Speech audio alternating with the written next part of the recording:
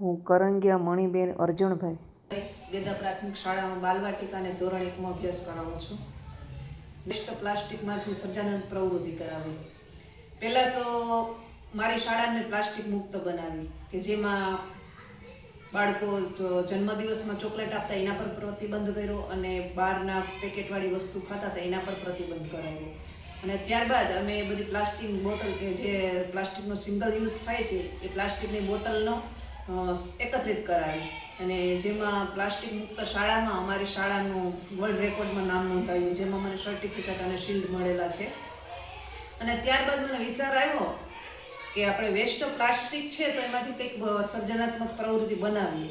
અને જેમાં અમે શરૂઆત કરેલી છે કે આ અમારું ઇનોવેશન લગભગ 2 વર્ષથી ચાલુ છે. ને ઇનોવેશનમાં આ બધી પ્લાસ્ટિકની વસ્તુમાંથી બધી વસ્તુ બનાવેલી છે કે જેમાં આપેલી ઢીંગલીઓ છે કે જે પ્લાસ્ટિકની બોટલમાંથી બનાવેલી છે. આ પ્લાસ્ટિકની બોટલ જ છે, એમાં યુઝ થયેલો છે. આ બધી ઢીંગલીઓ બનાવી ને ત્યારબાદ છે આ બોટલ જ બનાવે, ક્રિસમસ ટ્રી છે, પછી ફ્લાવર પોટ છે, આ જબલાનો યુઝ કરેલો છે આમાં. ને આ ઠાકોરજીનું બોટલમાંથી મંદિર બનાવેલું છે અને આ પ્રાણીના બધા મોરા બનાવેલા છે. અને આ ફ્લાવર પોટ નહીં પણ આપણે છે. ને આ એક નાળિયેરી છે.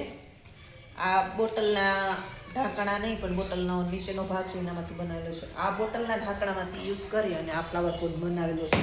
અને આમાં થોડુંક બોટલ છે નીચે પણ એમાં કાગળનો યુઝ પણ કરેલો છે. આ ફ્લાવર પોટ બધા બનાવેલા છે. ને આ છે એ શેમ્પૂની બોટલ છે નીચે, એના પર કૂતરી વીંટી અને આ પ્લાસ્ટિકના છે આ બોટલના. ત્યારબાદ આ તોરણ કરેલા છે અમે. અને આ બાજુ જોઈએ તો આપણે બોટલમાંથી બનાવેલું છે, ઝુમર જેવું છે. અને આ બધી પ્લાસ્ટિકની બોટલમાંથી બનાવેલું છે ઝુમર. ને આ પણ તોરણ છે. આવી રીતે શાળાની સજાવટ કરીએ છીએ. ને આ તોરણ 7મા ધોરણની બાળકીઓ છે ને એને બહુ મને સપોર્ટ કરેલો છે અને એની જ બનાવ્યું, થોડુંક મેં માર્ગદર્શન જ આપેલું છે. અને આ બાળાઓએ બનાવેલું છે. આ ચક્ર છે, એમાં ચમચીનો યુઝ કરી અને ચક્ર બનાવેલું છે. અને આ પેલું છે પૂતળી વીંટી અને નીચે છે આઈસ્ક્રીમના કપ પ્લાસ્ટિક. એક બારીનું તોરણ છે અને એને હારે તોરણના સેટને હારે આ એક ઝુમ્મરનો પણ સેટ બનાવેલો છે. બધી પ્રવૃત્તિ કરવાથી બાળકોમાં સર્જનાત્મક જેવી કે સુસુપ્ત શક્તિ રહેલી છે તે બહાર આવે છે અને બાળકો સારી પ્રવૃત્તિ સર્જનાત્મક કરવા પ્રવૃત્તિ પ્રેરાય છે. અને આથી આ બધી પ્રવૃત્તિ કરવાથી અમારા ઇનોવેશનથી બાળકોમાં ઘણો લાભ મળે છે. તેનું તર્ક, સૂઝ, તેની આવડત અને નવું નિર્માણ કરવું, આવા બધા જ્ઞાનાત્મક ગુણોનો વિકાસ થાય છે.